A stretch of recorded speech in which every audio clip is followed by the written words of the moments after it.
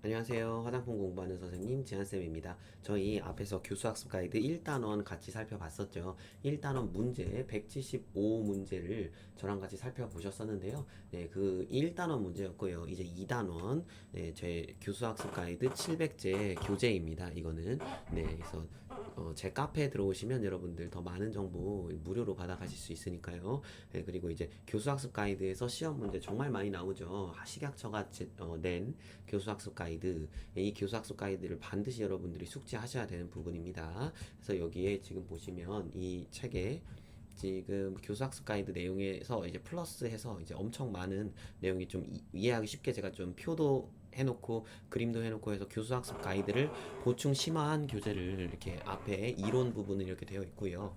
네, 그래서 이 부분 같은 경우 이런 부분도 정말 중요합니다. 포인트가 뭔지 막 이런 것까지 제가 이렇게 해드렸으니까 여러분 이렇게 교수학습 가이드를 그냥 보시는 것보다 이렇게 정리된 전과처럼 이렇게 정리된 이런 책을 보시기를 정말 추천드립니다.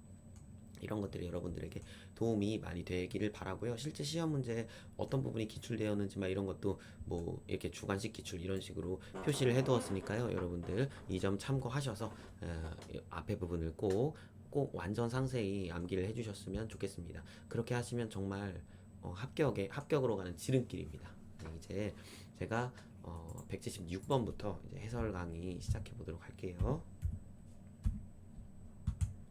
여기가 아닌데. 아이고.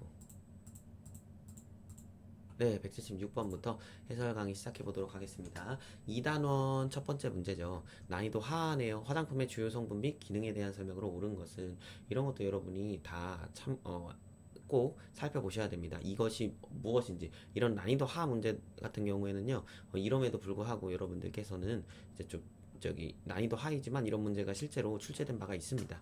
1번 볼게요. 부영제는 유탁액을 만드는 데 쓰이는 것으로서 주로 물, 오일, 왁스, 유화제로 제품에 가장 많은 부피를 차지한다. 그래서 답은 1번입니다. 부영제 같은 경우는 뭐냐면요. 이제 화장품에 들어가는 것 중에 이제 뭐랄까 약의 비유를 하자면요. 만약에 약에 어떤 성분이 0.01g 들어가야 돼요. 그러니까 어떤 성분이 그 약을 유효하게 하는 메인 성분이 있겠죠. 그 메인 성분이 0.01g이에요. 만약에 0.01g이면 그걸 손으로 집을 수 있을까요? 없잖아요. 근데 그걸 어쨌든 사람으로 하여금 먹게 해야 된다는 거죠. 0.01g짜리 약을 팔면 그게 일단 바람에도 날아가고 그런 문제가 생기겠죠. 그래서 부영제랑 섞는데요.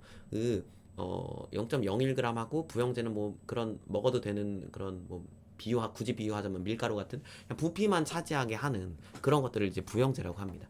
부영제는 이렇게 물, 오일, 왁스, 유화제, 뭐 대표적으로 이제 수성 원료, 유성 원료, 이게 화장품에 유효한 성분을 하게 하는 게 뭐 나이아시나마이드랑 아데노신이라면 나이아시나마이드랑 아데노신을 생으로 바를 수는 없다는 거죠. 그래서 화장품의 사용감적인 측면도 있고 그래가지고 그런 부피를 차지하는 그런 것들이 이제 부영제라고 하는 겁니다. 네, 여러분들 이 부영제 화장품에도 부영제가 있습니다. 약에만 부영제가 있는 게 아니라 어떤 느낌인지 아시겠죠? 2번 첨가제는 화장품에 특별한 효능을 부여하기 위해서 사용하는 물질이다 했는데 화장품에 특별한 효능을 부여하기 위해서 사용하는 물질은 유효 성분 혹은 기능성 성분이라고 말을 하죠. 그래서 틀렸고요. 유효 성분이라는 이거 반대로 되는 얘기죠. 아니다. 화장품의 화학 반응이나 변질을 막는다. 이거 뭡니까? 이거는 화장품의 화학 반응이나 변질을 막는 거는 이거는 이제 저기 보존제 같은 거 얘기하는 거죠. 이 그런 성분으로 보존제나 산화방지제를 말한다. 이 대표적인 예시로 보존제랑 산화방지제 같은 게 있는 이런 걸 뭐라고 하냐면 첨가제입니다. 첨가제 안에 보존제랑 산화방지제가 있는 거고요. 착향제는 향나게 하는 거죠. 지금 색은 색소죠. 착향제는 그러니까 색은 착색제겠죠. 근데 여기서는 향이니까 틀렸고요. 5번 첨가제의 종류로는 계면활성제, 색제, 분체 등이 있다 했는데요. 여러분들 여기 지금 특히 색제, 분체 같은 건 이런 것들은 이제 저기 그런 걸 얘기하는 거죠. 특히 분체 같은 경우에는 이런 부영제에서 부피를 차지할 수 있게 해주는 그런 성분들 얘기하는 거고요. 그리고 계면활성제 같은 이런 것들 그냥 다 싸잡아서 부영제라고 합니다. 교수학습 가이드에 따르면 부영제 안에 들어 있습니다. 이 앞에 설명 부분에 다 있는 내용이니까요. 꼭 보시고 암기 체크하시기 바랍니다. 177번 이것은 유탁액을 만드는 데 쓰이는 것이다. 이것까지만 읽었을 때 딱 나와줘야죠. 부영제죠.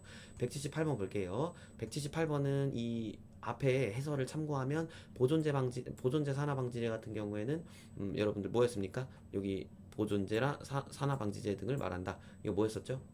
딱 하면 딱 나오셔야죠. 뭐요? 첨가제죠. 그리고 고분자 화합물 용제 같은 경우는 이제 부영제를 얘기합니다. 그래서 답은 178번은 이제 2번입니다. 179번 볼게요.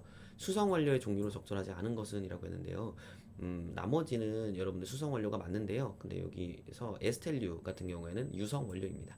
나머지는 다 수성 원료예요. 프로필렌 글리콜, 글리세롤, 어쩌고 저쩌고 저쩌고 세롤, 모롤, 콜, 막 이런 올류, 알코올류 이런 것도 당연히 이제 수성 원료고요. 정제수는 뭐 말 그대로 물 숫자니까. 자, 180번 볼게요. 정제수가 뭐냐라는 건데요. 정제수는 물입니다. 근데 물을 이온 교환 수지라는 것을 통해서 이렇게 여과한 엄청 깨끗한 그런 정화된 물, 이게 정제수입니다. 화장품에 정말 많이 쓰이고요. 그래서 1번은 맞는 말이고요. 그리고 일반적으로 이온 교환법하고 역삼투 방식 사용해서 물을 정제한 다음에 자외선 살균으로 또 이제 살균을 합니다. 예, 맞고요. 그리고 물 속에 금속 이온이 존재하면 안 돼요. 그래가지고 이 금속 이온을 이제 봉쇄제 같은 거를 첨가하기도 합니다. 이렇게 금속이온 봉쇄제를 제품에 첨가하기도 합니다. 금속이온이 만약에 물 속에 존재하면 물 속에 있는 다른 것들하고 뭐 예를 들어서 뭐가 만약에 들어가거나 막 그러면 이제 서로 결합을 해가지고 이게 물때가 돼요. 그래서 이제 금속이온은 없애야 합니다. 그래서 4번 물은 안전한 비극성 물질로 했는데 물은 극성 물질이죠. 이거 아시죠, 여러분? 이거 초등학교 5학년 뭐 과학이잖아요. 물은 극성 물질입니다. 물론 극성이 있습니다. 예, 그래서 이제 비극성 물질이라고 했으니까 틀렸습니다. 그래서 답은 4번입니다. 나머지는 이것도 읽어보시면 아마 다 이해하실 거예요. 너무 쉬운 문제고요. 181번 에탄올. 에탄올도 수성 원료 중에 하나죠. 네, 에탄올은 조금 특이하게도 이제 소수성하고 친수성 둘 다 추출이 가능한 그런 겁니다. 그래서 여러분 저기 에탄올이 물에 섞이나요? 예, 그렇죠. 여러분 손소독제 물에 섞여서 이제 하잖아요. 그리고 식당 가면 책상 위에 기름기 닦는 거, 칙칙 뿌리는 그런 거, 그거 다 에탄올하고 물하고 섞은 거잖아요. 에탄올 생으로 하진 않잖아요. 에탄올 60, 70 이런 거 물하고도 섞여요. 근데 에탄올이 이제 기름 지우는데도 활용이 되죠. 그러니까 얘는 물도 좋아하고 이제 기름도 좋아하는 그런 느낌이에요. 에탄올. 그래서 에탄올은 에틸 알코올이라고도 하면서 비극성 물질을 녹인다. 예, 그쵸. 맞는 얘기고요. 그리고 비극성인 그쵸. 탄화수소기와 극성인 하이드록시기가 존재해서 수성 원료고 이런 건 여러분 다 앞부분에서 암기를 하고 오셨어야 돼요. 소수성 물질보다는 식물의 친수성 물질의 추출 및 이게 틀렸죠. 그러니까 에탄올은 소수성하고 친수성 둘 다 있습니다. 그래서 답은 2번입니다. 그래서 둘 다 추출이 가능합니다. 그 휘발성이 있죠. 당연히 휘발성 있고 나머지 읽어보세요. 넘어갈게요. 이제 네, 이제 폴리올류 182번이죠. 폴리올류에 대한 설명으로 틀린 것을 골라라 라고 했는데요. 그 폴리올류도 당연히 이제 수성 원료 중에 하나이고요. 같이 보면 분자 구조의 극성인 하이드록시기를 2개 이상 가지고 있는 유기화합물을 총칭하는 말입니다. 그래서 폴리올, 폴리라는 말이 이제 많다 뭐 이런 의미잖아요. 그래서 2개 이상 가지고 있는 하이드록시기가, 그리고 하이드록시기가 실제로 시험 문제에 몇 개가 있는지 뭐 이런 것도 나오더라고요. 그래서 제가 한번 넣어봤어요. 보통 고체 성분이 액상이 녹을 수 있도록 도와주는 가용화제고, 그리고 물과 결합해서 보습제로 활용하는 경우가 있다. 약간 좀 점성이 약간 있는 그런 액체 같은 느낌? 균의 증식을 억제하는 방부력이 존재해서 식약처로부터 방부제 인정을 받았으며 이러한 대표적인 성분은 원투헥산디올이다 라고. 다이올, 디올 똑같은 말인데 틀렸습니다. 답은 4번입니다. 약간의 방부력이 있기는 한데요. 근데 이게 보존제로서의 방부력이라고 보기는 어렵고요. 보존제로 그래서 인정받지 않았습니다. 원투헥산디올, 원투헥산다이올 이 같은 경우에는 보존제 성분이 아닙니다. 근데 균의 증식을 억제하는 방부력이 아주 약하게 존재는 합니다만 보존제라기보다는 보존제의 보조제다라고 그냥 그렇게 얘기는 하는데 식약처에서 그런 거 없습니다. 나머지 동결 방지, 네, 그렇죠. 약간 점성을 띠고 있기 때문에 동결을 방지하는 원료로서 사용이 되기도 합니다. 그냥 물보다 점성 있는 물이 잘 안 얼잖아요. 그래서 뭐 부동액 막 이런 얘기 하는데 그런 것도 다 그런 거죠. 자, 이제 185번 183번 볼게요. 식물성 오일에 대한 설명으로 적절하지 않은 거. 오일이네요. 지금은 식물성 오일은 약간 동물성 오일보다 이제 발랐을 때 조금 산뜻하고 무겁지 않고 막 이런 것들이 이제 식물성 오일이죠. 그래서 비극성인 특성을 기반으로 피부 표면에 소수성 피막을 형성해서 수분 증발 억제 목적으로 사용이 됩니다. 네, 맞습니다. 그리고 식물성 오일은 지방산 내 불포화 결합이 많아서 쉽게 산화되는 단점이 있다 했는데요. 네, 이것도 맞는 말인데요. 식물성 오일뿐만 아니라 동물성 오일 역시도 그러니까 이렇게 생물에서 온 오일들은요 쉽게 산패가 되는 단점이 있긴 해요. 이런 것들이 당연히 있고요. 당연히 이제 식물이죠. 제품의 사용감 향상 목적으로도 이제 사용이 되기도 합니다. 이거를 식물성 오일을 넣었을 때 약간 부드러워지거든요. 이 로션이. 그리고 동물성 오일보다 사용감이 다소 무겁다 했는데 더 산뜻합니다. 오히려 동물성 오일이 더 너무 꾸덕해요. 그래서 답은 5번입니다. 184번 볼게요. 이거 그 지방산 종류, 포화 지방산, 불포화 지방산, 그리고 오메가 지방산 이 내용이 교수학습 가이드에 있길래 제가 이제 그대로 가져왔어요. 지방산 사슬이 있는 탄소가 이제 모두 단일 결합이다. 단일이면 이거는 이제 포화 지방산이고요. 그런데 탄소들 내에 한 개 이상의 이중 결합으로 연결되어 있다. 이걸 이제 불포화 지방산이라고 합니다. 포화 지방산은 이제 고체로 있죠, 실온에. 근데 이제 불포화 지방산은 액체로 있는 그런 지방 얘기하고요. 그래서 모두 단일 결합이다. 탄소들이 모두 단일 결합이어서 튼튼하다. 그래서 포화 지방 이렇게 외워두시면 더 좋을 것 같아요. 근데 탄소들 내에 저기 이중 결합으로 되어 있다. 이건 불포화 지방산인데요. 이거는 다중 불포화 지방산 중에서 이런 뭐 탄화수소 사슬 제일 마지막에 탄소를 기준으로 첫 번째 이중 결합이 어쩌고 저쩌고 주저리다 이러는 이제 오메가 지방산입니다. 네, 그래서 오메가 지방산이라는 이제 말이 이제 거기 여기 탄화수소 사슬 제일 마지막 탄소를 이제 오메가 탄소라고 하거든요. 그래서 오메가 탄소를 기준으로 이제 첫 번째 이중 결합이 나타나는 탄소의 위치를 기준으로 그래서 명명했어요. 이런 지방산을. 그래서 오메가 지방산이라고 합니다. 이건 그냥 여러분들 알아두세요. 그래도 넘어갈게요. 185번. 네. 광물성 오일 이제 탄화수소계 얘기하는 거죠. 그래서 이거에 대한 설명으로 적절하지 않은 것은 여기서부터 이제 이 앞에서부터구나.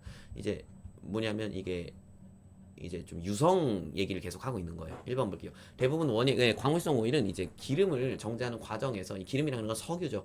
원유를 정제하는 과정에서 이제 나온 거예요. 사실. 그래서 대부분 원유를 정제하는 과정에서 나타나는 부산물로 알케인하고 파라핀. 그래서 파라핀 같은 거 그런 거 파라핀 양초 아니면 파라핀 화장품에 들어가는 그런 것들 저기 약간 뭐랄까요? 좀 꾸덕한 그런 오일들. 이게 광물성 오일입니다. 실제로 왁스 이런 거 있잖아요. 그런 거. 자, 그리고 비극성인 특성을 기반으로 피부 표면에서 수분 증발을 억제 목적으로 밀폐제로 사용이 됩니다. 그 바세린, 페트롤라툼 성분이죠. 다 광물성 오일이잖아요. 그러니까 탄화수소계로 연화제 효과가 우수하며 피부 및 모발의 유연성을 부여하기 위해서 소량 사용이 됩니다. 너무 많이 넣으면 이제 기름이 지고요. 그리고 다른 원료들에 비해서 산화 속도가 더딘다라고 했는데요. 아예 산화가 안 됩니다. 썩지 않아요. 이게 페트롤라툼 100%는 광물성 오일은 이 자체는 썩지 않아요. 왜냐면 이제 석유로부터 나온 것이고요. 그래서 뭐 유성감이 강한 건 맞아요. 그래서 다른 오일하고 혼합해서 사용한다. 근데 산화수소가 더딘다. 산화가 아예 안 됩니다. 이런 건 산패가 되죠. 식물, 동물성 오일 이런 거. 대표적인 예시로는 미네랄 오일하고 페트롤라툼이 있다. 근데 미네랄 오일 되게 잘 팔리죠. 그리고 미네랄 오일이 가격이 저렴합니다. 보습제로 좋은데 이제 지성 피부가 사용하면 조금 안 좋을 수 있습니다. 왜냐면 이게 너무 밀폐력이 강하거든요. 자, 186번. 다음 중 탄화수소계의 성분, 그러니까 이 광물성 오일계의 성분이 아닌 것은 이런 얘기를 하고 있는 것 같네요. 답은 5번입니다. 어쩌고저쩌고 메티콘. 실리콘 오일이죠. 어쩌고저쩌고 콘. 이건 실리콘 오일 성분입니다. 나머지는 다 탄화수소계 성분이 맞습니다. 대표적인 탄화수소계 성분들이 이제 1번, 3번, 4번이고요. 이소헥사데칸, 이것도 아이소헥사데칸, 이것도 역시 이제 탄화수소계가 맞습니다. 187번. 다음 중 동물성 왁스를 골라라 했는데요. 동물성 왁스 여기 있네요. 라놀린 왁스는 이제 양털에서 뽑아낸 동물성 왁스를 말합니다. 여러분들 이제 나머지도 여러분들이 꼭 이제 확인하세요. 뭐 예를 들면 뭐 카나우바 왁스 같은 경우 이제 카나우바 야자에서 온 왁스입니다. 식물성이죠. 그리고 2번 칸데릴라 왁스 같은 경우에는 이것도 식물성인데요. 칸데릴라라는 이제 사막 쪽에 그런 관목이 있다고 알고 있습니다. 그래서 비건 화장품에 주로 많이 쓰이는 것들이에요. 이거 라놀린 아까 말씀드렸죠. 이건 양털에서 추출한 지방 성분이고요. 오조케라이트 같은 경우에는 광물성인데요. 이거는 이제 천연 광물 왁스입니다. 석유계 광물에서 정제한 거예요. 탄화수소계가 되겠죠. 그리고 호호바 오일 같은 경우에 호호바 당연히 이건 식물성이겠죠. 호호바 거기 씨앗에서 온 거니까. 자, 188번 볼게요. 188번. 인체 피지 성분과 유사해서 피부의 침투성이 높은 왁스류가 뭐냐면요. 여러분 여기 5번입니다. 네, 여기 보시면 호호바 오일입니다. 호호바 오일은요, 오일류이자 화학 성분상 왁스류에 해당이 됩니다. 되게 특이한 친구인데요. 이 호호바 오일은 이제 피부 피지 성분하고 유사해요. 그래서 발랐을 때 피부 침투성하고 이제 피부 보호하는 게 이제 좋습니다. 상당히. 호호바 오일이 그래서 한때 인기가 많았죠. 그래서 호호바 오일은 오일이자 왁스에 분류가 됩니다. 화학적인 구조 자체는 왁스류에 분류가 되거든요. 답 5번입니다. 다음 중 고급 지방산에 대한 설명으로 적절하지 않은 것은 했는데요. 고급 지방산은 이제 뭐 알칼리인 그런 소듐 하이드록사이드랑 포타슘 하이드록사이드, 그리고 거기에 이제 트리 에탄올 아민하고 이게 병용을 하면 비누를 형성합니다. 그래서 고급 지방산이 그런 특성이 있는 친구입니다. 이 친구는 알칼리인 소듐 하이드록사이드, 포타슘 하이드록사이드, 트리 에탄올 아민과 병용하면 크림 제형이 아니라 이거 비누. 그래서 비누 만들 때 쓰이는 거. 1번입니다. 나머지는 여러분 읽어보시고 여러분 암기 했는지 체크해 주시기 바랍니다. 190번 볼게요. 고급 알코올에 대한 설명으로 틀린 것을 했는데, 고급 알코올은요, 이제 탄소수가 6개 이상인 알코올을 모두 총칭하는 그런 거죠. 10개 이상이 아니라 6개입니다. 답은 이제 1번이 틀린 겁니다. 틀린 거를 해달라고 하니까.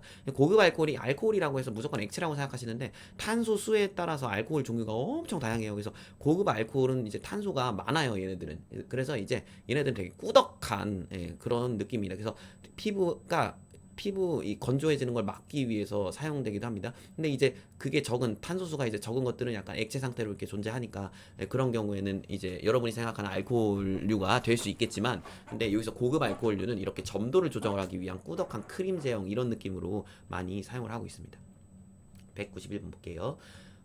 한 분자 내에서 극성과 비극성을 동시에 갖는 양친매성 물질로서 두 개 섞이게 하는 거 뭐예요? 계면활성제죠. 그래서 비누, 계면활성제에서 손에 있는 기름 찌꺼기를 비누가 물에 쉽게 녹게 이렇게 만들어주잖아요. 두 개를 이제 허물어 가지고. 계면활성제라는 거 여러분 꼭 암기해 두세요. 자, 이제 192번 볼게요. 계면활성제가 수용액에 있을 때 친수성기는 바깥의 수용액에 닿고 친유성기는 안에서 핵을 형성해서, 이거 뭐예요? 미셸이죠, 미셸. 미셸 그 동그란 머리랑 쭉 기둥 같은 거 있잖아요. 그래서 미셸. 그래서 친수성기는 바깥에, 그리고 친유성기 기름을 좋아하는 똑같은 말이에요. 소수성 기는 안에서 핵을 형성하는. 그래서 이게 구형, 그 요만한 미셸 하나의 이런 구 형태로 이렇게 따라다라락 되잖아요. 그래서 이거 그러면 미셸이 형성되기 시작하는 계면활성제의 농도가 뭐냐? 이거를 이제 임계 미셸 농도라고 합니다. 이것도 여러분 꼭 알아두세요. 임계 미셸 농도. 이것도 시험 문제 나올 수 있어요. 이 계면활성제의 친수성과 친유성의 비율을 수치화한 거를 HLB라고 하는데요. 계면활성제의 친수성과 친유성을 비율로 수치한 거예요. 이거는. 그래서 HLB가 높으면 높을수록, 이게 숫자로 하거든요. 높으면 높을수록 친수성, HLB가 낮으면 낮을수록 친유성, 뭐 이런 식으로 됩니다. 그래서 이거는 그냥 수치이고요. 그리고 이 계면 활성제, 그러니까 비누를 엄청 조금 묻혔다고 해서 손이 닦이지 않잖아요. 어느 정도 묻혀줘야 되잖아요. 그래서 그 어느 정도 묻혀줘야지 이게 이 시스템이 가동한단 말이에요. 그래서 이런 미셸이 형성되어야 계면활성제가 효과가 있는 거예요. 미셸이 형성되기 시작하는 그런 농도를 뭐라고 하냐면 임계 미셸 농도다라고 한다는 거죠. 193번 볼게요. 이 두 개 기억, 니은 알맞은 거를 써라 라고 했는데요. 기억, 에멀전과 같이 물과 오일을 혼합하기 위한 목적으로 사용되는 계면활성제. 계면활성제의 종류 중에 유화제랑 가용화제 뭐 이런 것들이 있는데, 이런 것들 중에서 이제 뭐냐 이런 거를 지금 하는 거죠. 에멀전처럼 물과 오일을 혼합하기 위한 목적으로 사용하는 건 뭐냐면 유화제입니다. 그리고 여기 이제 용매의 난연성 물질, 잘 안 섞이는 물질을 용해시키기 위한 목적으로 사용되는 건 이건 가용화제입니다. 가용화제는 큰 물에다가 이만큼 섞는 느낌이라면, 이 유화제는 물과 오일을 이제 뭐 예를 들면 1대1의 느낌? 막 이런 걸로 섞이게 하는 그런 느낌? 그래서 이런 건 유화제. 이거는 엄청 큰 거에다가 요만큼 섞는 느낌. 그건 이제 가용화제. 그렇게 보시면 되고요. 물하고 오일을 혼합하기 위한 목적으로 에멀전처럼 하는 거는 유화제입니다. 유화제, 가용화제. 유화제에 대한 설명으로 틀린 걸 골라라. 194번. 물에요, 오일이 분산된 형태가 이제 여러분들 뭐 그런 형태도 있고, 그리고 반대로 유상, 그러니까 오일에 물이 분산된 형태도 있고, 그러니까 유화제에 대해서 한번 살펴볼게요.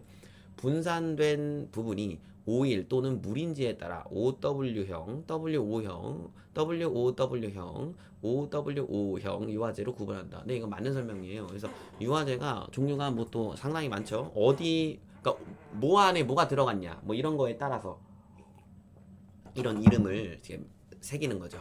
그래서 물 안에 기름이 들어갔냐, 기름 안에 물이 들어갔냐, 막 이런 형식으로 뭐가 더 맞느냐, 막 이런 느낌으로 있는 겁니다. 물에 오일이 분산된 형태가 물에 오일이 분산된 형태가 WO형이며 했는데요. 이거 반대로 됐죠. OW형입니다.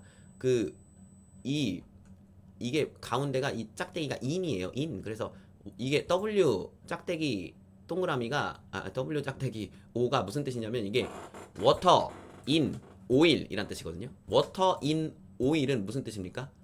오일 안에 물이 들어갔다라는 뜻이잖아요. 그러면 오일 안에 물이 분산된 형태가 돼야 되는 거죠. 근데 지금 이게 잘못된 거죠. 그럼 이건 O 짝대기 W형이 돼야 되는 거죠. O 짝대기 W형은 O가 오일 in water잖아요. 그러면 물 안에 오일이 들어갔다. 그럼 물에 오일이 분산되어 있다. 이런 의미니까 지금 이거 다 반대로 써져 있어서 답은 2번이 틀렸습니다.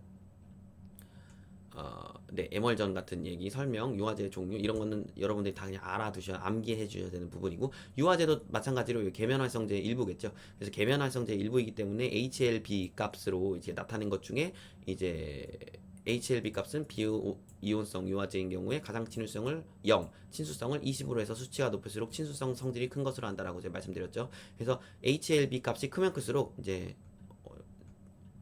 어디 있어? 네, HLB가 크면 클수록 이제 친수성이 되는 거죠. 물을 좋아하는 거. 낮으면 낮을수록 친유성입니다. 네. 다음 195번 볼게요. 이 개념이 시험 문제 내기가 참 좋을 것 같아가지고 제가 한번 가져와 봤는데요.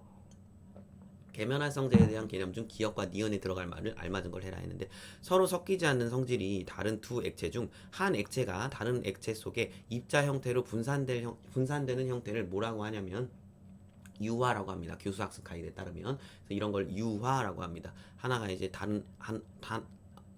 서로 섞이지 않는 두 액체 중 한 액체가 다른 액체 속에 이제 들어간 형태를 유화라고 하는데요. 근데 이 분산이란 넘어갈게요. 분산이란 넓은 의미로 분산상이 분산배에 퍼져 있는 현상을 말하는데 액체가 액체 속에 분산된 경우를 액체가 액체 속에 분산되면은 이거는 이제 유화입니다. 그런데 기체가 액체 속에 분산된 경우를 거품이라고 합니다. 예, 기체가 액체 속에 분산된 경우를 거품. 네, 거품이라고 합니다. 이런 것도 교수학습 가이드에 나오고 아마 읽어보시면 무슨 말인지 다 이해는 되시죠? 196번 가용화제의 대표적인 예시를 골라라 196번 했는데요. 지금 가용화제라고 했으니까 가용화제랑 유화제랑 보통 크게 이렇게 나누잖아요. 계면활성제를. 근데 가용화제의 예시는 답은 이제 폴리소르베이트 80 1번입니다. 2번 벤토나이트는 이제 분산제고요. 그리고 3번, 4번, 5번은요. 여러분 다 유화제가 됩니다. 이런 성분들은 제가 뭐 어떻게 해드릴 수가 없을 것 같아요. 이건 다 암기하셔야 되는 부분이라 197번 수용액 중 해리 상태에 따른 계면활성제 분류에 대한 설명으로 적절하지 않은 것 했는데요. 그러니까 이건 이제 그 계면활성제 종류가 나오겠죠. 음이온성, 양이온성, 뭐 이렇게 양쪽성, 비이온성, 막 이렇게 천연물에 유래한 계면활성제는 뭐가 있냐, 막 이런 식으로 문제가 나오겠죠. 이것도 교수학습 가이드에 있는 내용이니까 다 암기를 하셔야 되는 부분이에요. 음이온성하고 양이온성은 여러분 이게 주로 우리 상품에 많이 쓰이는 거죠. 특히 음이온성 같은 경우에는 이제 피부에 그런 기름기 같은 거 이제 잘 닦아내주고 양이온성 같은 경우에는 이제 린스 같이 이제 머리카락을 부들부들하게 해주고 막 이런 친구들이잖아요. 그래서 지금 여러분들 읽어보시면 음이온성 계면활성제는 물에 용해될 때 친수기 부분이 음이온으로 해리되는 계면활성제를 말하고요. 그러니까 음이온성이죠. 그리고 세정력이 우수해서 클렌징, 비누 같은 거, 소듐, 라우레스 설페이트, 어쩌고저쩌고 설페이트 보통 이렇게 끝나거든요. 근데 양이온성 계면활성제의 경우에는 이렇게 린스 같은 유연제 그리고 대전 방지제, 대전 이게 정전기죠. 정전기 방지제로 사용하고요. 넘어갈게요. 그리고 3번 양쪽성은 이제 둘 다 있는 건데 둘 다 있으면 여러분들이 그러면 둘 다 너무 좋은 거 아니야? 너무 센 거 아니야? 했는데 오히려 둘 다 있잖아요. 그러면 약해요. 양이온과 음이온이 둘 다 있으니까 뭐 이렇게 생각하시면 편할 것 같아요. 플러스랑 마이너스는 플러스랑 마이너스가 만나면 힘이 작아진다. 뭐 이렇게 의미를 생각하시면 될 것 같아요. 그래서 양쪽성은 좀 이 세정력이 약해요. 약하지만 저자극. 그래서 이제 피부가 예민한 사람들, 그런 사람들은 이제 이런 거 사용하셔야 되고. 4번 볼게요. 양쪽성은 이거. 그런데 지금 뭐가 잘못됐냐면 여기 알칼리에서는 음이온이고요. 산성에서는 양이온을 띱니다. 그래서 이게 반대로 됐죠. 그래서 답은 3번이 틀렸네요. 4번, 5번도 여러분 읽어보세요. 비이온성은 이온성의 친수기를 갖는 대신에 하이드록식이나 이런 에틸렌 옥사이드에 의한 그런 물과의 수소 결합에 의한 친수성을 가집니다. 전하를 가지지 않는 계면활성제 비이온성 같은 경우에. 그리고 이제 5번은 여러분 그냥 다 암기해 두세요. 천연물에서 유래한 계면활성제 이거 시험 문제 한번 나왔었거든요. 다음 중 천연물에서 유래한 계면활성제가 아닌 것은 해가지고 이것도 알아두셔야 돼요. 198번 볼게요. 198번 다음 중 천연 유래 계면활성제가 이걸 제가 기출로 이거 제가 이렇게 가져왔네요. 그래서 답은 몇 번이냐면 5번입니다. 소르비탄 라우레이트 이 5번 성분 나머지는 다 천연물 유래가 맞고요. 천연물 유래 계면활성제 여러분들 이거 뭐 대두나 난황 이런 데서 얻는 레시틴 이런 것들이 다 천연물 유래 계면활성제입니다. 콜레스테롤, 뭐 천연 유래 콜레스테롤이나 사포닌 같은 것도 천연 계면활성제고요. 뭐 라우릴 글루코사이드, 그리고 세테아릴 올리베이트, 그리고 소르비탄 올리베이트, 코코베타인, 뭐 어쩌고저쩌고 코코베타인, 막 이런 것들도 다 이제 천연 유래 계면활성제 성분이니까 그런 거 꼭 알아두시고요. 실제 시험 문제 나왔었으니까. 199번 볼게요. 보습제 또 종류가 있죠. 여기 보습제 중 수분제, 밀폐제, 연화제, 장벽대체제 막 이렇게 있잖아요. 근데 그 중에 밀폐제에 대한 설명입니다. 교수학습 가이드에서 여러분들 나오는 부분이고요. 이 읽어보시면 다 이제 맞는 설명인데 어디가 잘못됐냐면 여기 히알루론산 같은 경우에는 밀폐제가 아니고요. 수분제입니다. 네, 교수학습 가이드에 따르면 수분제입니다. 히알루론산은 완전히 액체예요. 이제 잔방잔방한 그냥 물이라고 생각하시면 돼요. 물론 물은 아니죠. 근데 이제 제형이 약간 물이에요, 물. 근데 밀폐제 같은 경우에는 이제 이렇게 피부에 소수성 밀폐막을 만들어야 된단 말이에요. 그래서 이제 보습을 해주는 그런 기름기 성분들이지 이런 히알루론산 아닙니다. 그리고 이거 뭔지 아시죠? 그 피부 표면에 이 수분량을 저하시키는 물리적으로 이 TEWL. 네, 그래서 경피수분 손실량인데 이것도 실제로 쓰는 게 시험 문제 나왔죠. TEWL. 네, 그렇죠. 이게 무슨 워터 로스 뭐 이런 물을 잃다, 수분을 잃다 뭐 그런 의미고요. 이 앞에는 뭔지 모르겠네. 이거 어려운 거였는데. 트랜사이더머리인가? 여튼 그 경피수분 손실량을 얘기합니다. 얼마나 많이 피부 속에 이제 수분이 증발하는지를 수치로 나타낸 거, 그런 거예요. 이게 높다라는 건 피부 장벽이 약해졌다, 뭐 보통 그런 의미죠. 나머지 다 읽어보시고 넘어갈게요. 보습제에 대한 설명으로 틀린 것은 200번이네요. 1번 보습제 중 수변제는 죽은 각질세포 내 케라틴과 이거 그 NMF 뭡니까 이거? 그쵸, 여기 그대로 나와 있죠. 이거 자연 보습 인자입니다. 같이 이제 수분과 결합하는 능력을 갖춘 성분을 보습제 성분으로 처방해서 피부에 수분을 증가시키는 효과. 다 읽어보시고요. 다 맞는 설명인데요. 그리고 보습제는 밀폐제는 아까 위에서 했고, 연화제는 유들유들하게 해서 각질세포 사이의 틈을 메워주는, 그래서 이런 성분들인데, 이런 것들은 이런 호호바 오일 같은 이런 오일, 버터, 시어버터 같은 성분들이 있고요. 장벽대체제에 대한 설명인데, 각질층 내 세포의 기질을 보습하는 성분이 아니라요. 이 세포 외 기질은요 진피에 있습니다. 그래서 이거 각질층 내가 아니라요. 그래서 이거는 지금 세포 내 지질이죠. 세포 외 기질이 아니라 말을 맞게 하려면 각질층 내의 세포 내 지질막을 보습 성분으로 처방하는 거예요. 따라서 답은 4번입니다. 자, 이거 5번 여러분 다 외워두세요. 5번 너무 중요해요. 세라마이드, 콜레스테롤, 지방산. 이게 이제 우리 피부의 그런 구성 성분이고 피부 지질막의 구성 성분입니다. 그래서 이런 것들이 다 장벽 대체제예요. 왜냐면 피부 장벽하고 똑같은 성분들이니까 이런 걸로 대체한다. 네, 그래서 201번 보겠습니다. 이거 뭐였죠? 경피수분 손실량이죠. 그렇게 쓰시면 되고 TEWL 네, 그렇게 쓰셔도 정답입니다. 이거에 대한 설명으로 틀린 것이 무엇이냐? 여기 이거 있구나. 여기 나 아까 전에 뭐였더라? 영어가 갑자기 워터로스는 기억나는데. 네. 맞는 설명이고요. 1번 맞고요. 2번 땀을 통한 수분 배출을 포함한 피부에 손실되는 수분량으로 뭐 지금 아니 이건 잘못됐어요. 땀을 통한 수분 배출은 제외죠. 우리 피부에 수분이 얼마나 있느냐 뭐 이런 내용인데 땀을 통한 수분 배출까지 하면 운동 열심히 하면 그 사람은 그러면 경피 그 이 경피 수분 손실량이 높다 이렇게 나오면 이상하잖아요. 운동 열심히 하는 사람들 피부도 좋죠. 답은 이제 2번입니다. 2번이 틀렸어요. 나머지는 여러분 꼭 확인해 보세요. 203번 볼게요. 203번 이거 점증제 이제 그 점도를 주는 친구들이죠. 이제 화장품에 점도를 유발하고 사용감을 높이기 위해 첨가하는 고분자 화합물입니다. 분자가 고분자 화합물. 예, 이런 고분자 화합물들은 되게 커요. 분자가 크기 때문에 이게 꾸덕해져요. 예, 제형이 무슨 말인지 아시겠죠? 구화검, 아라비아 고무나무 검은 어쩌고저쩌고 검 이건 천연 식물 유래 성분이다. 뭐 맞는 설명이고요. 그리고 잔탄검, 덱스트라는 천연 미생물 유래 성분이 맞고요. 이건 다 앞부분 보고 외우시는 부분이죠. 그리고 메틸셀룰로스, 에틸셀룰로스, 카르복시, 메틸셀룰로스는 합성 점증제 성분이다 했는데 이 반합성입니다. 네, 얘네들은 반합성이라고 앞에 나와 있어요. 이런 것들도 다 시험 문제 나옵니다. 주로 수용성 고분자 물질의 제품의 사용감 과 안정성 향상을 위해 사용 맞는 말입니다. 점증제가 다 수용성 성분들이기 때문에 주로 그래서 이제 그 수성 원료에 넣습니다. 자 이제 204번 볼게요. 이거 그래서 위에서 제가 이거 점증제 구분하는 거 꼭 알아두셔야 된다고 했는데요. 그래서 여기 204번의 정답은 이제 5번입니다. 네, 5번이 맞는 성분이고요. 식물 유래는요, 보통은 다 그런 건 아닌데 검이에요. 검, 구화, 검, 아라비아 고무나무 검, 카라기, 난, 전분 이런 게 이제 식물 유래고요. 근데 이제 어,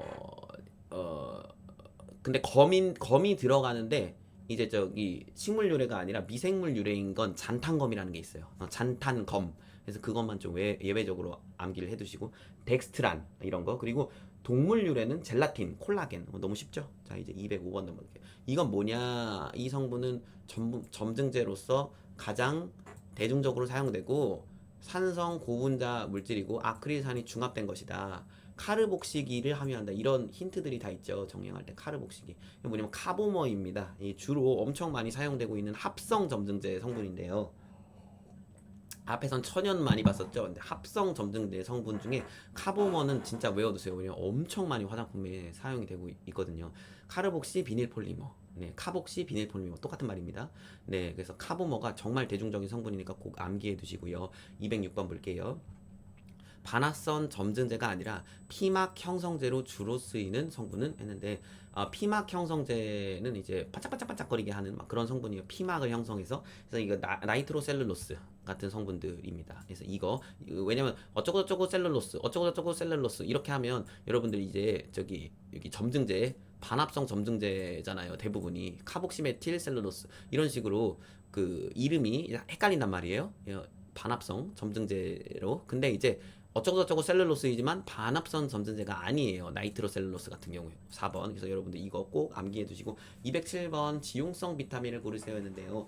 그 뭐가 지용성이고 뭐가 수용성인지도 반드시 암기를 해 두셔야 되는데 저는 어떻게 했냐면 아덱 ADEK ADEK 아덱이라고 외웠거든요. 아덱은 지용성, 나머지는 수용성. 물론 그렇지 않은 것들도 있어요. 뭐 저기 비타민 F나 뭐 여러 가지 이제 아닌 것들이 있죠. 근데 주로 아덱이라고 그냥 외웠어요. 아덱. 그래서 비타민 A, 비타민 D, 그리고 비타민 E, 그리고 비타민 K 같은 경우는 지용성입니다.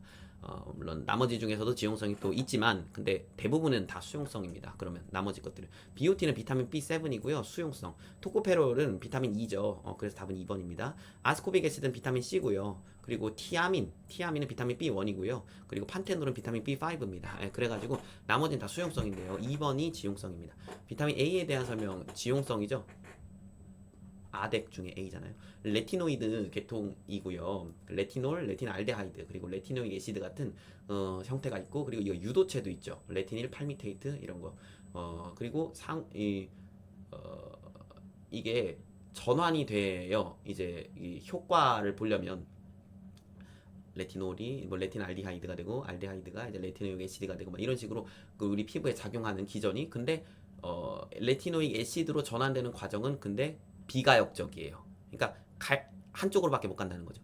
이게 우리 피부에 작용을 하려면 레티놀이 작용을 하잖아요. 근데 레티놀이 그러니까 진화를 해야 돼요. 그래서 레티놀이 레티닌 알데하이드가 되고 레틴 알데하이드가 레티노익 애시드가 되고 그 애시드가 우리 피부에 이제 효과를 주는 거거든요. 근데 이 진화하는 과정 속에서 정말 많이 손실이 돼요. 그래서 레티놀을 아무리 많이 발라도 그 다음으로 이제 작용을 하려면 이제 그 다음으로 진화를 해야 되잖아요. 레틴 알데하이드 뭐 이런 걸로. 근데 이렇게 갈 수는 있는데 갈 때마다 레티놀이 정말 많이 깎여요. 그래서 사실 이제 레티놀이 엄청 많은 것도 효과는 좀 미비하다. 막 이런 얘기가 그런 의미거든요. 그래서 아예 레틴 알데하이드 같은 거를 발라야 된다. 뭐 이런 얘기도 있어요. 그래서 요즘 그런 화장품이 많이 나오고 있는데요. 근데 이게 2번이 그래서 틀린 설명입니다.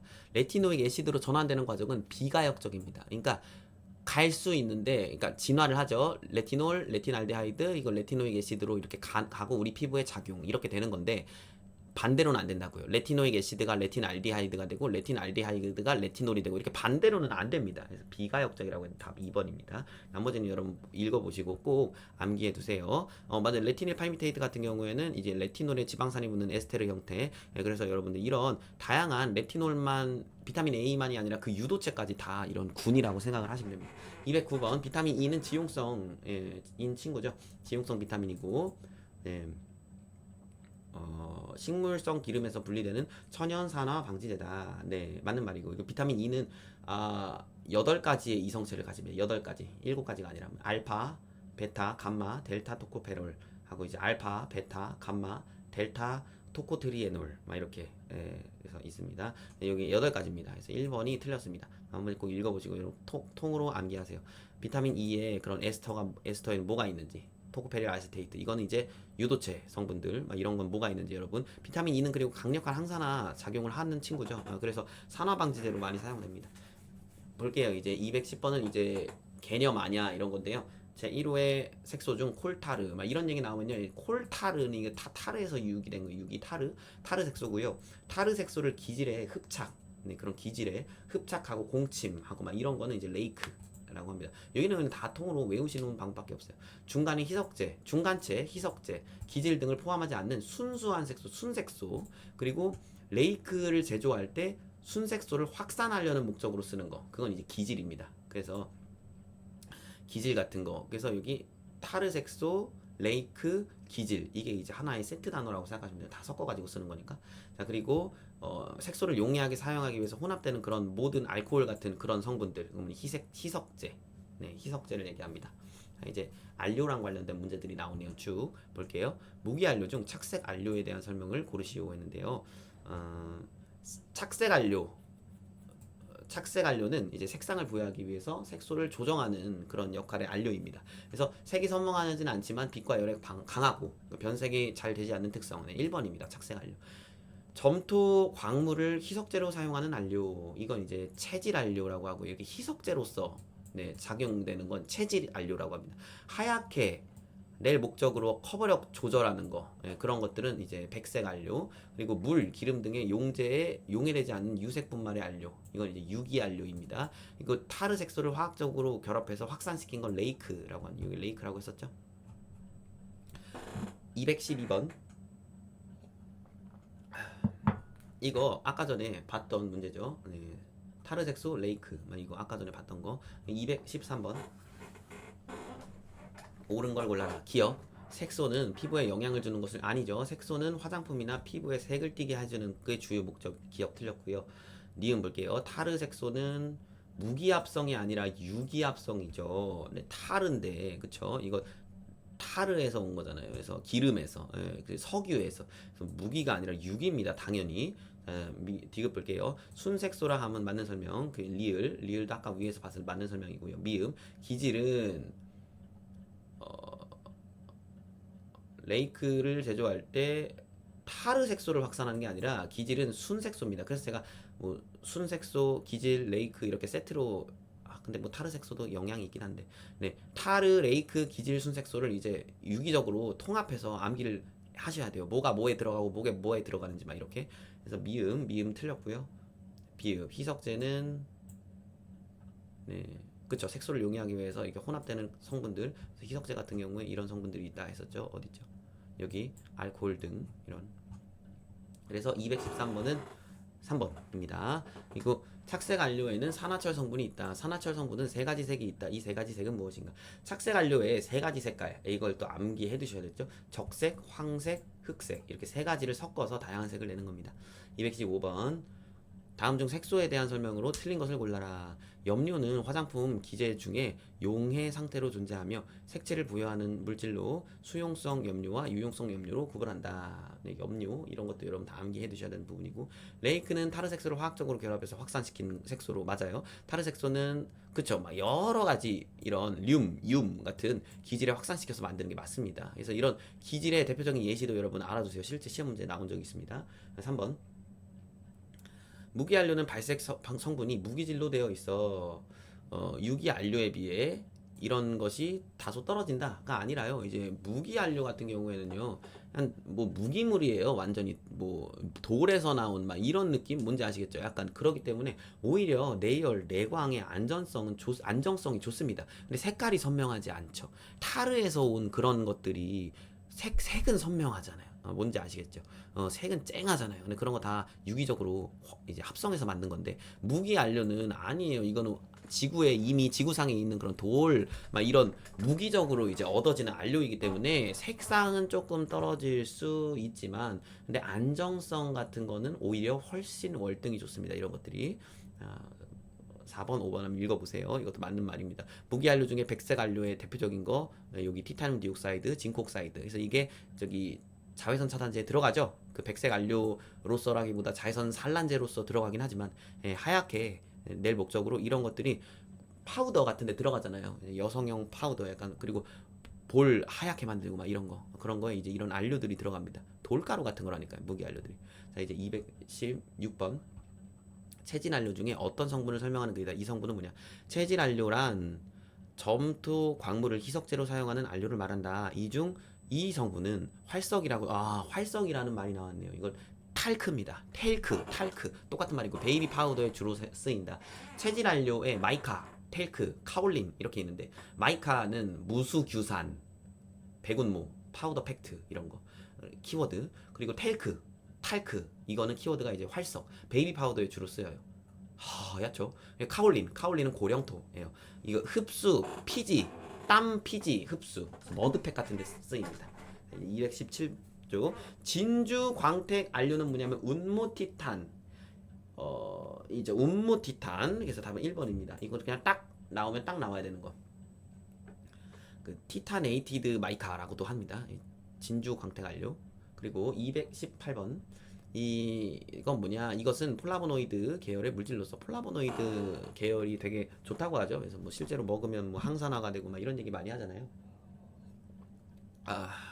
두 개의 뭐 이런 얘기는 뭐 넘어가고요. 색소인데 폴라보노이드 계의 색소 뭐냐면 안토시아닌이라고도 하죠.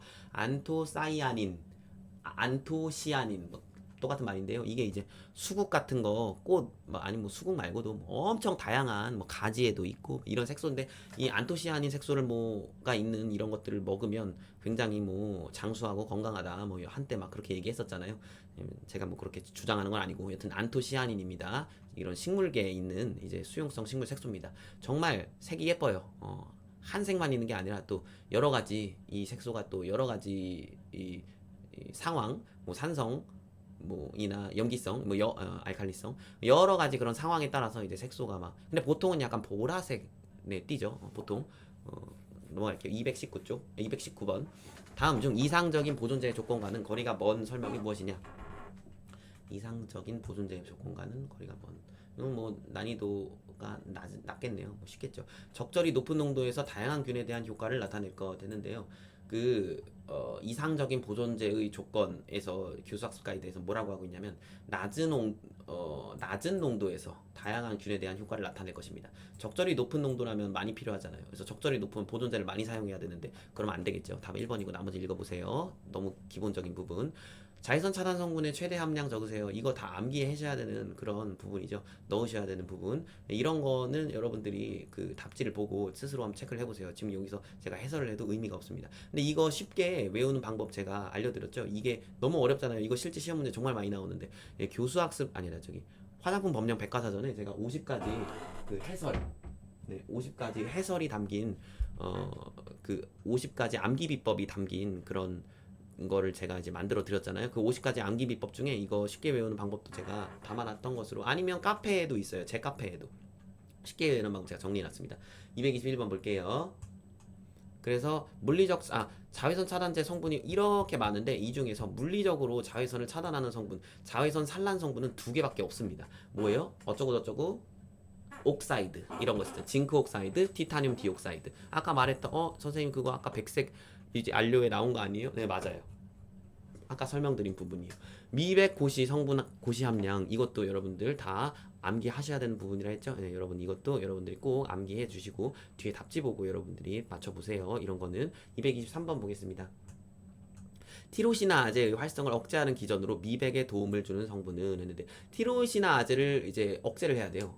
실제로 그 미백을 하는 방법이 세 가지가 있어요. 티로시나 아제를 그 억제하는 거, 그런 활성을. 이 티로시나 아제 같은 경우에는 어쩌고 저쩌고 저쩌고 제로 끝나죠. 이건 이제 저기 효소입니다. 멜라닌을 만드는데 핵심 역할을 하는 효소인데요.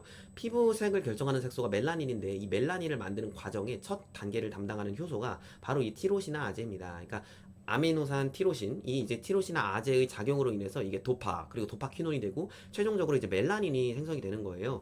티로시나 아제가 활성화되면 멜라닌이 증가하게 됩니다. 그래서 이 티로시나 아제를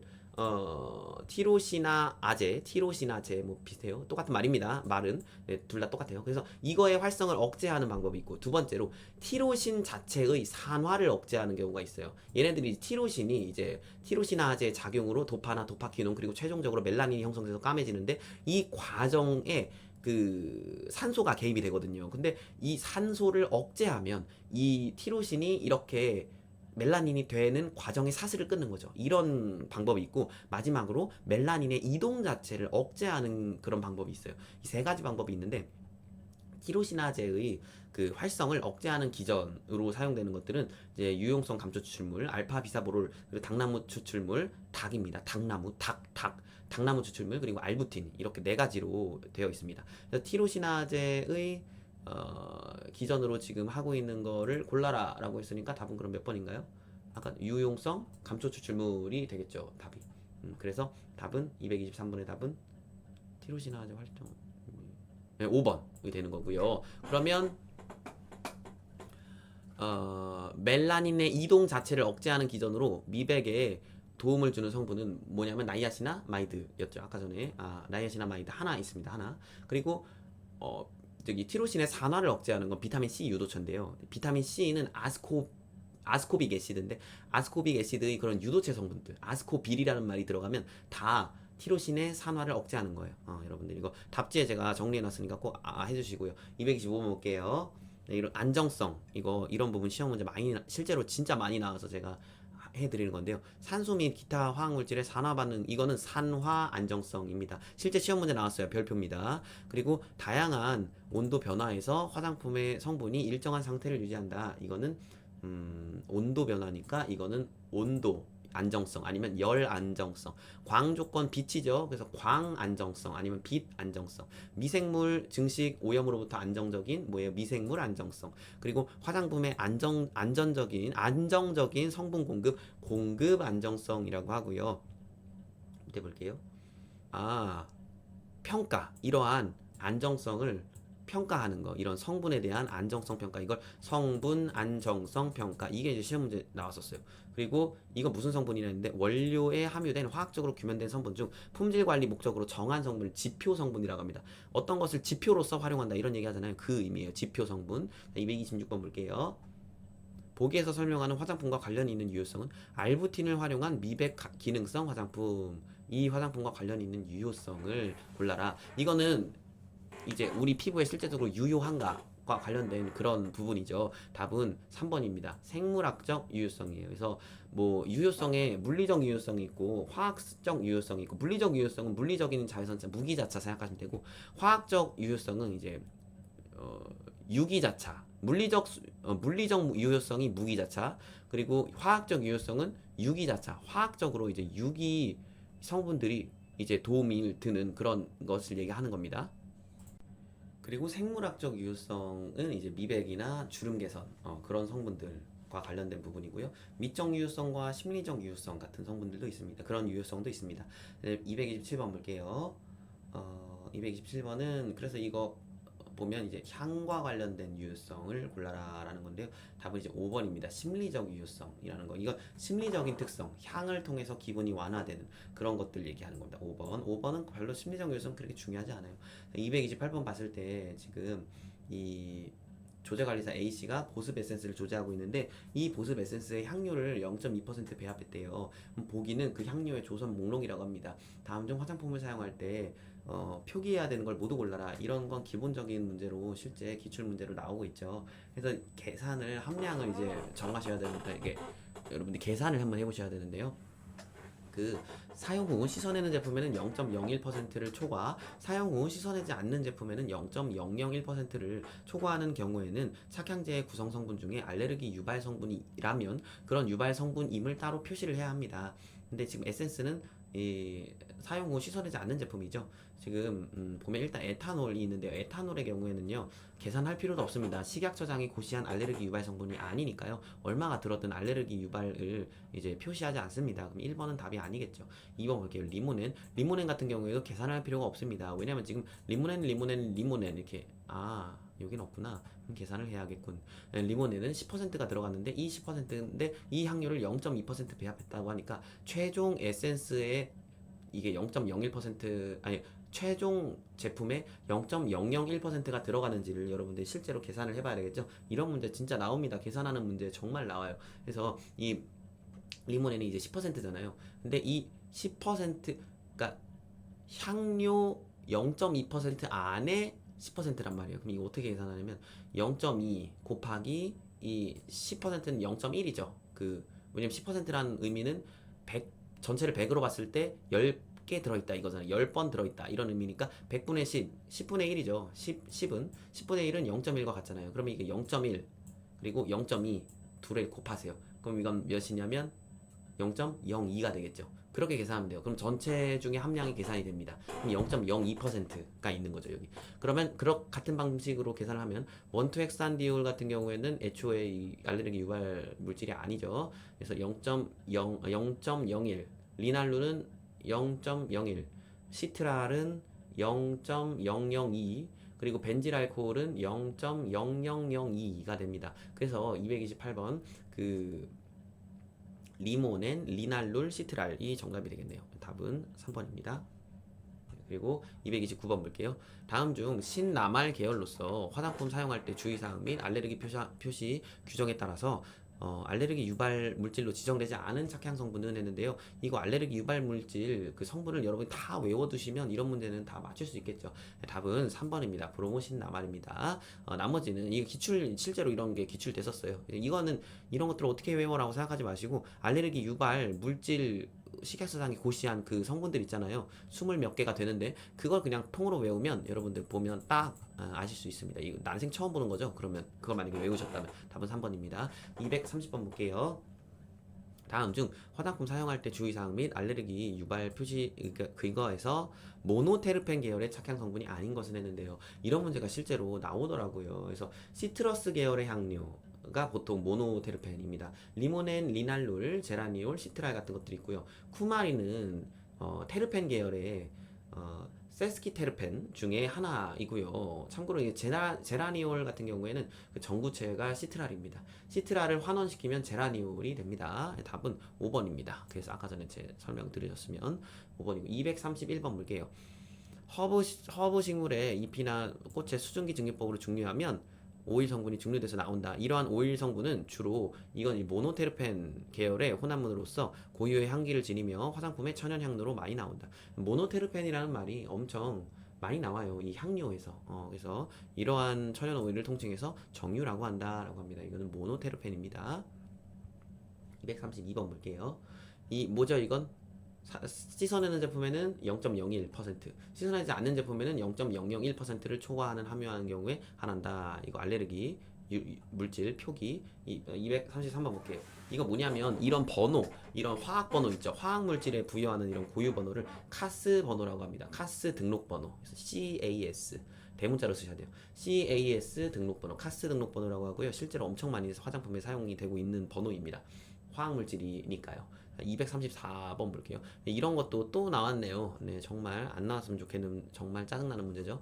여기 이 바디워시네요. 씻어내는 제품이네요. 250g이래요. 향료를 약 0.7% 배합했대요. 그 향료의 조성 목록이라고 합니다. 중량이 나왔네요. 아까 전엔 퍼센트였는데 정말 짜증나는구만. 바디워시에 넣은 향료의 조성 목록이라고 했으니까 이 향료를 0.7% 배합하는 건 중요하지 않고, 아까 전에 이 문제는 퍼센트의 퍼센트를 구하는 문제였잖아요. 근데 이거는 지금 잘 보시면 이건 퍼센트가 아니라 중량으로 나와 있어요. 중량, 그람으로. 그러면 전체 바디워시 250분의 에탄올 1이니까 250분의 1 곱하기 100을 해야지 퍼센트가 나오는 거죠. 그러면 250 일단 250분의 1을 한다는 건 무슨 뜻이냐면 1 나누기 250을 한다라는 거고, 거기에 곱하기 100이니까, 그래서 이 에탄올은 전체 함량이 0.4%입니다. 그렇게 이걸 다 계산을 해보셔야 돼요. 정말 짜증나는 문제가 나왔죠. 이 0.7%는 함정인 거죠. 그러니까 아무런 의미가 없는 거죠. 그럼 답은 퍼센트를 바꾸면 에탄올은 0.4%, 그리고 이거 알파 아이소 메틸 아이오논 같은 경우에 0.05잖아요. 0.05g이란 말이에요. 그러면 0.05 나누기 250을 해줘야 돼요. 0.05 나누기 250 한 다음 곱하기 몇 하면 돼요? 100 하면 되겠죠. 그럼 이거 0.02고요. 2%, 그리고 이건 0.04%, 0.004%, 그리고 클로로신나말은 0.014%, 시트랄은 0.012%, 다이에틸 아미노 메틸 쿠마린, 이름이 왜 이렇게 어려워? 이건 0.2%, 그리고 파네솔 같은 경우에는 0.0112%, 에틸 리날롤 같은 경우에 0.04%인데요. 여기에서 0.01%, 이거 씻어내는 제품이니까 0.01%를 초과하는 제품 같은 경우에는 이제 표기를 해야 되는 부분인 거잖아요. 씻어내는 제품에는 0.01%가 초과되면 착향제 구성 성분 중 알레르기 유발 성분을 이제 표기를 해야 되니까요. 여러분 여기 보시면 그런 것들은 에탄올, 알파 아이소 메틸 아이오논, 클로로신나말, 시트랄, 다이에틸 아미노 메틸 쿠마린, 파네솔, 에틸 리날룰이 있는데요. 이 중에 식약처장이 지정한 알레르기 유발 성분 목록은 알파 아이소 메틸 아이오논, 시트랄, 파네솔이 있습니다. 이 중에서는요. 그래서 이제 234번의 답은 3번이 됩니다. 235번 볼게요. 다음 중 전성분의 함량까지 적어야 되는 경우가 아닌 것은 했는데요. 나머지는 다 함량까지 적어야 되는데 5번이 틀렸습니다. 함량까지 적어야 되는 건 영유아 및 어린이의 경우에 보존제, 그리고 천연 화장품 및 유기농 화장품의 경우 그런 원료의 함량, 그리고 성분명을 제품명의 일부로 사용한 경우 그 성분의 함량, 대신에 방향용 제품류는 제외고 인체세포 조직 배양액이 들어있는 경우 그 함량이 되겠습니다. 이거 제가 계속해서 설명해 드린 부분이니까 넘어갈게요. 그 앞에 화장품 법령 백과사전 강의 보세요. 자, 그리고 전성분 표기법 빈칸을 채워라. 이거 진짜 통암기 하셔야 되죠. 전성분을 화장품에 표기하는 방법 뭐였어요 이거? 표기하는 방법은 여러분들이 통으로 암기를 하셔야 됩니다. 글자 포인트 5포인트 이상. 화장품 제조에 사용된 건 많은 것부터 기재. 다만 1% 이하로 사용된 전분이나 착향제 또는 착색제는 순서에 상관없이 해라. 그리고 혼합된 개별 성분의 명칭. 이건 뭐예요? 혼합 원료겠네요. 혼합 원료는 혼합된 개별 성분의 명칭. 그리고 이거는 호수별로 착색제가 다르게 사용된 경우 이거 뭐예요 여러분? 이거 플러스 마이너스 또는 플러스나 마이너스 같은 표시 다음에 이런 것들 모두 한 이런 착색제 성분을 다 적기가 힘드니까 플러스 마이너스나 플러스 마이너스 이런 게 다 색깔과 관련된 제품류잖아요. 이런 것도 여러분 꼭 암기해두라고 제가 앞에 강의에서 말씀드렸고요. 그리고 착향제는 뭐로 표시할 수 있냐면 향료로 표시할 수 있습니다. 향료 이렇게. 다만 이런 경우에는 씻어내는 제품에는 0.01%, 씻어내지 않는 제품에는 0.001%라고 말씀드렸죠. 그리고 해당 성분에 뭐를 기재 표시해야 된다 그랬어요? 해당 성분의 명칭을 기재 표시해야 한다. 그러니까 그렇죠. 그리고 산성도 조절 물질, 이거 이제 진리죠. 산성도 조절 물질 자체가 아니라 이미 그 최종 중화 반응에 따른 최종 생성물, 중화 반응에 따른 생성물로 기재 표시할 수 있고, 비누화입니다. 비누화 반응에 따른 반응에 따른 생성물로. 네, 비누화 반응은 비누화 반응 둘 다. 그리고 이게 만약에 영업 비밀에 해당되는 원료다. 그래서 너무 중요하다. 그럼 이걸 어떻게 표시를 할 수 있냐면 기타 성분으로 기재 표시할 수 있습니다. 기타 성분. 저거 다 외우세요. 진짜 너무 중요합니다. 전성분의 기재 표시를 생략할 수 있는 성분들에 관한 설명이다. 빈칸을 채우시오. 240번까지 할게요. 제조 과정 중에 이것이 되어서 237번 제조 과정 중에 제거되어서 최종 제품에 안 남아 있으면 생략 가능. 안정화제, 보존제 등 원료 자체에 들어있는 보존제 성분으로서 원료 자체의 부수 성분으로서 그렇죠. 원료 자체의 부수 성분으로 들어있는 것들은 최종 화장품의 영향이 굉장히 미비하기 때문에 생략 가능. 내용량이 뭐 초가 뭐 10하고 50이죠. 10초과 50 이하인 경우에는 전 성분은 생략되지만 대신에 이게 들어있으면 꼭 써라. 이거 뭐냐면 타르색소, 금박, 인산염의 종류. 근데 샴푸린스의 인산염 종류, 과일산 아하, 그리고 기능성 화장품의 경우는 그 효능 효과가 나타나게 하는 원료 나이아시나마이드나 아데노신 같은 거. 그리고 식약 저장이 사용 한도를 고시한 화장품의 원료입니다. 넘어갈게요. 이제 283번 볼게요. 이거는 빈칸에 알맞은 말 써라.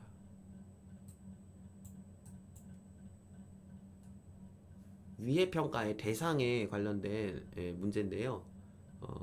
비의도적 오염 물질의 검출 허용 한도를 할 때 위해 평가를 수행합니다. 네, 그래서 이거 허용 한도라고 적어주시면 됩니다. 그런 비의도적 오염 물질 허용 한도 아니면 화장품의 원료로서 이제 사용 한도를 정해야 되는 거 그런 게 그럴 때 이제 위해 평가를 하죠. 이게 이 원료가 얼마나 위해가 있는지 없는지 그런 걸 하는 거죠. 239번 볼게요. 이거 최대 함량이 바르게 나열된 것은 했는데 드로메트리졸 같은 경우에는 1%고요. 에틸엑실 메톡시시나메이트는 7.5%.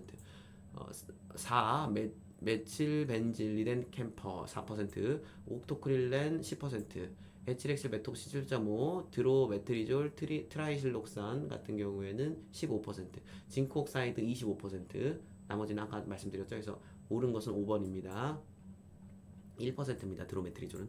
자, 240번. 네, 이거 피부비 미백에 도움을 주는 제품의 성분 및 함량을 보아라 했는데 이거 이런 거에 괄호 안에 들어갈 말을 정확히 기입해라 했는데 로션제, 액제, 크림제 및 침정 마스크 이거 뭐예요? 이거 제형이죠. 제형이고요. 제품의 땡땡 피부 미백에 도움을 준다. 이거 제품의 효능 효과죠. 그리고 본품의 적당량을 취해서 골고루 이건 용법 용량이죠. 한 번 사용할 때의 용법 용량. 그래서 효능 효과, 용법 용량 이런 거 여러분 이 단어들 반드시 암기를 해두셔야 너무 중요합니다. 기능성 화장품 뒤에 이렇게 다 붙어져 있잖아요. 네, 오늘은 240번까지 강의를 끝마쳐 보겠습니다. 수고하셨습니다.